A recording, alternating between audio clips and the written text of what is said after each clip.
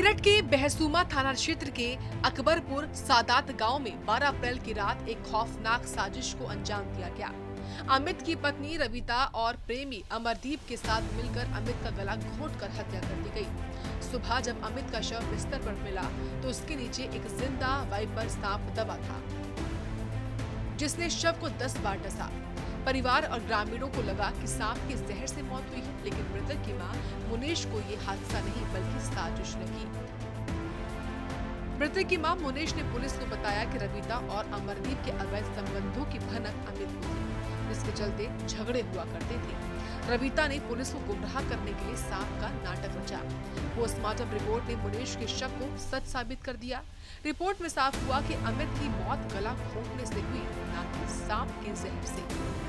हमने सोचा सो रहा, जब सो रहा तो वो तो सोई रहा, मैं थकते नहीं, रात देवियों का आया, थक गया और सो रहा। 8 बजे उसकी घरवाली ने अपना लड़का चाय लेकर पराठा लेकर भेजा यहाँ से अपने पापा को। वो तो खड़ी होगी माँ जी ने तो पर और देखती रही वो कैसे करेगा ये लड़का। अच्छा लोंडे ना आकर कहा पापा पापा, 3 आवाज मारी उन्हें, जो पापा हो तो बोल रही, चौथी आवाज में उन्हें रिजाई तार दी। जब रिजाई तार कर उन्हें देखा तो सांप बैठा, फना तो धरा हाथ पर, पूंछ धरी गर्दन पर और इस सारी हिस्से का लपेटा ले रखा। तो वो मैं भारती तो बाहर गया भागता, माँ मैं कहा पापा सांप न खा लिया। हमने कहा भाई नहीं वो तो सो रहा, उनको ना माँ खा लिया जाकर दे। हम यहाँ आए तो लोंडे ने रिजाई तो उघाड़ी रखी थी, तो देखा तो सांप।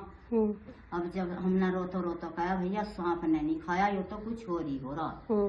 सांप जब जनता इकट्ठी होगी तो सांप हला ही नहीं। मैंने कहा ये तो भाई किसी ने मारा, और ये इतना मुंह उसका लोच रखा और ये गले सब घरोट रखे और हंसा गला सूझ रहा। हमने जब सब बुझा, जब तू धो रही थी तो तुझे पता ऐसा क्या हुआ?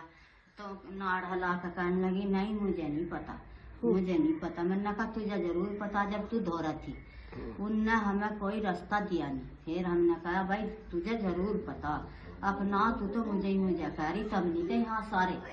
जब हमें सारों को पता नहीं तो हम क्या बताना जब तू धो रही थी। जांच में मालूम चला कि रविता और अमरदीप ने 1000 रुपए में एक सपेरे से वाइपर सांप खरीदा।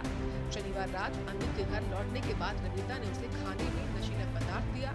बेहोशी में दोनों ने उसका गला घोटा और शव को घाट पर रखकर सांप छोड़ दिया। रविता ने सुबह हंगामा मचाया कि सांप ने अमित को मार डाला, लेकिन मुनेश की शंका और पोस्टमार्टम ने साजिश बेनकाब कर दी।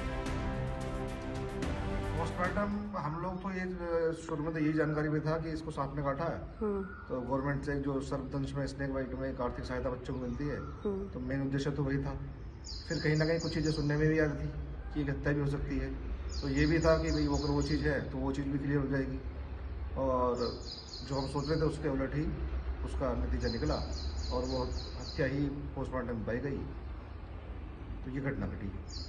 तो इसमें किसी ने मना नहीं किया कि पोस्टमार्टम मत कराओ या कुछ? हाँ, इसकी पत्नी की तरफ से बार बार इसके परिजनों को फ़ोन किया गया, ये कहा जा रहा था कि पोस्टमार्टम मत कराइए।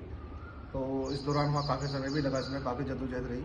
फिर हम लोगों ने, मैंने और 1-2 लोगों ने समझाया इन लोगों को, तब इन लोगों को समझ में आया और फिर पोस्टमार्टम के लिए तैयार हुआ। मेरठ का ये हत्याकांड न केवल एक परिवार के लिए दुखदायी है, बल्कि समाज में रिश्तों के टूटते भरोसे की कहानी बयान करता है।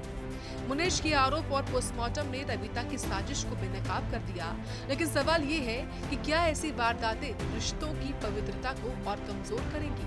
क्या समाज और पुलिस मिलकर इन अपराधों को रोक पाएंगे? ब्यूरो रिपोर्ट, सूर्या समाचार।